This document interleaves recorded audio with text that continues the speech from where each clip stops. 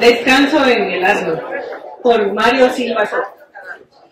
Encarna Sánchez de Valdivia se encontraba sola en la mesa del fondo. Como de costumbre, parecía que hablaba sola, pero en realidad se dirigía a una pequeña caja negra que la acompañaba a todas partes. Le contaba con entusiasmo cada uno de los pormenores de su viaje por Europa, ese que siempre había soñado y que la llenaba de ilusión desde el día en el que se casó. Sus compañeros de viaje ya se habían acostumbrado a compartir la mesa con ella y ya no sentían los escalofríos que en un principio les provocaba la conversación que en todo momento sostenía Encarna Sánchez de Valdivia con aquella caja que contenía los restos incinerados de su marido, quien murió repentinamente de un ataque cardíaco fulminante después de recorrer el Museo del Louvre. «¿Qué hago yo por tanta sala y obra de arte?», decían las gemelas Limantour, quienes al santiguarse mostraban no solo su piedad hacia aquel buen hombre, sino su apego indudable a las costumbres más cristianas, las cuales las habían mantenido inmaculadas hasta aquel día en que se celebraban sus 72 años con ese viaje transatlántico. El guía del tour contactó vía telefónica a la agencia de viajes, que, por suerte, tenía una sucursal en Francia. Los encargados de planear los viajes para turistas, que lo que menos esperan es encontrar la muerte a miles de kilómetros de su hogar, contactaron a la embajada de México en Francia para que atendieran a la viuda y pudiera regresar a México con el cadáver de su marido. «Yo no me regreso a ningún lado», dijo categórica Encarna Sánchez de Valdivia cuando un cónsul de la embajada de México en el país galo la visitó en el hospital. Poco tiempo después del deceso, unos paramédicos levantaron el cadáver y lo llevaron al hospital más cercano, en donde se le practicó la autopsia. Y un agente del Ministerio Público certificó que el muerto se había muerto solo y que no había delito que perseguir. «Así como lo oye, oficial», le dijo la viuda mientras emitía pequeños aullidos de dolor entrecortados con ataques de llanto que hacían sus palabras casi ininteligibles. «Este viaje lo planeamos mi esposo y yo toda la vida, y no voy a regresar a México sin llegar al final. Pero, señora, hay un pequeño detalle. ¿Y el cadáver de su cónyuge? Creo, con todo respeto, que le estorbaría un poco para moverse libremente. Además, que espantaría a aquellos transeúntes que la vieran deambular con un paquete, si usted me dispensa tan macabro». El diplomático buscaba argumentos lapidarios para que la mujer hiciera lo correcto y volviera a México con los restos de su marido, como cualquier viuda decente lo haría. Además, las leyes en Francia, y ya no digamos en otros países europeos, prohíben andar cargando un cadáver, por muy bien embalsamado que éste esté, que por cierto, no sobra decir que a su esposo los embalsamadores lo dejaron muy apuesto y sereno. Encarna Sánchez de Valdivia se recuperó como de milagro de sus ataques histéricos y en total control de sus actos se dirigió al funcionario. «A ver, señor, ¿cómo me dijo que se llama usted?». «Ah, sí, Archundia.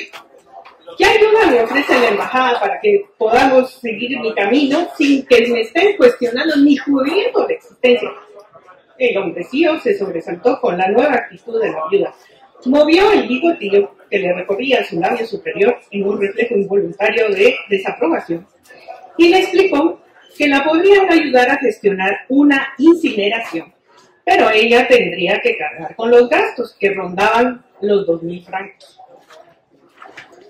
«Por favor, ayúdeme con los trámites, señora Chunda», dijo mientras sacaba un fajo de billetes de su bolso y separaba la cantidad solicitada.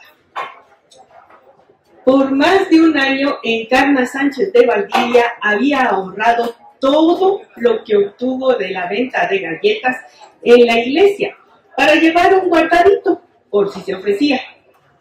Su marido jamás supo de eso, y menos que aquel dinero serviría para que su cuerpo se convirtiera en cenizas y permitiera a su sacrificada esposa continuar su viaje por el viejo continente, ella a pie, él en una cajita. Desde que eran novios, Ernesto Valdivia le prometió llevarla a conocer Europa. Le planteó que ahí podrían pasar su luna de miel, pero nunca se pudo. Primero por la falta de dinero, por darle duro a la fábrica de niños, y después por los compromisos que conllevan criar 6 criaturas. Con el tiempo, Encarna Sánchez de Valdivia se llenó de hastío y amargura hasta aquel día en que, después de 50 años de matrimonio, Ernesto cumplió su palabra. Con su sueldo de burócrata de la Secretaría de Energía, ahorró a lo largo de los años para cumplir su juramento. Y hacía 5 que comenzó a pagar el viaje, abonando una cantidad fija a una agencia que ofertaba paquetes por separado. Después que le entregaron la caja de cenizas, fue su compañía inseparable. Decidió contarle a su marido las maravillas de todos los días descubría en cada nueva ciudad que recorría con el grupo. Le narró el horror que sintió al ver el muro de Berlín que separaba al mundo libre de la maldad del comunismo. Le hizo saber la gran emoción que le provocó la Catedral de Milán, que con sus miles de agujas góticas desgarran el cielo para que su santo contenido se derrame en esta tierra de pecado. Entre relatos, la viuda se mostró alegre por el resto del viaje. La escena se volvió tan familiar que la gente que la acompañaba en el tour ya saludaba a la cajita en las mañanas y se dirigía hacia ella con total naturalidad. ¿Cómo amaneció hoy Ernesto, Encarna?, le preguntaban y ella contestaba de acuerdo con la calidad del sueño de la noche anterior. Está un poco cansado, decía. No durmió muy bien. Sus interlocutores condescendientes sonreían. Una noche, el grupo disfrutaba de una cena en un pequeño pero pintoresco restaurante de Florencia.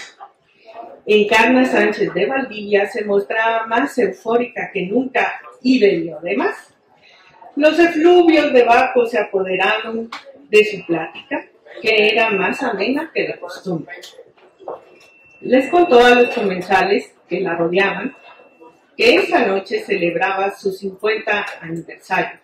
50 años de vida marital con Ernesto. Las anécdotas de su matrimonio fluyeron y sus palabras pasaron de narrar eventos felices como el nacimiento de sus hijos o una lejana visita al Museo de Antropología, a ensombrecerse con la frustración que siempre había vivido dentro de un matrimonio en apariencia feliz, pero lleno de carencias, tanto económicas como afectivas.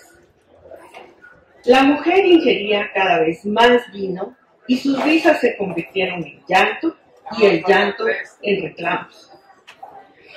¡Ernesto, qué mierda! Soltó con una amargura hacia la caja y tomó por sorpresa a sus compañeros de viaje. Me diste una vida miserable.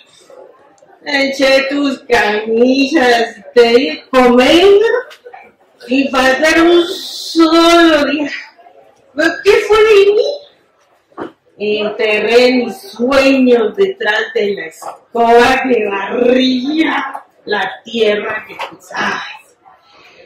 Me marchité poco a poco hasta convertirme en una sombra de ti, de tus decisiones, de lo que tú siempre creíste que era bueno para mí, sin siquiera preguntarme si era lo que necesitaba. Una vida de muslos que se quemaban buscando tu presencia, pero dejabas arder en su propio fuego porque venías cansado. Un cuerpo sin una mano encima que mancillara su pureza y me convirtiera en mujer. Los viajeros la veían con preocupación e intentaron calmarla con palabras huecas. Bebiste mucho, Enka. Vamos a descansar. Con una mano ella los alejaba, pero no había terminado de vomitar su amargura. Pero lo peor que me ha hecho, cabrón desalmado, fue mi mal de mi viaje. Te tenías que morir en este preciso momento para que yo no pudiera ni siquiera disfrutar de lo único que me mantuvo ilusionada en estos últimos años. Vamos al baño, Enka, le decían las gemelas Limantur mientras la levantaban de la silla. Ella se tambaleó, pero alcanzó a tomar la caja y la abrazó muy pegada al pecho. Anda, bonita, vamos a vomitar, que te hará bien. Deja a Ernesto en la mesa, que él ya tuvo bastante. No lo soltó, pero accedió a ir con ellas. En el momento en que entraron al sanitario, Encarna se desprendió y se dirigió al primer privado. Aterradas, las Limantur vieron cómo abrió la caja y vació su contenido en el excusado. Después vomitó sobre las cenizas de su marido y le jaló. ¡Chinga su madre, Ernesto! Alcanzó a decir antes de perder el sentido y desplomarse sobre unos desgastados mosaicos amarillos, mientras los restos mortuorios de Ernesto, mezclados con una comida mal digerida, vino tinto barato y jugos gástricos, viajaban por una tubería hacia el río Arno.